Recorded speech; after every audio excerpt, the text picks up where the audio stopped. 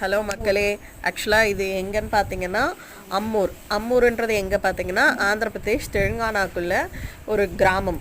அங்கே இருக்கிற ஜண்டா டெம்பிள் தான் இது. அவர் சாமியும் பார்த்தீங்கன்னா அவர் தான் ஜண்டா. இந்த கோயிலுக்கு வந்துட்டு நாங்கள் ரொம்ப கஷ்டப்பட்டு போனோம்.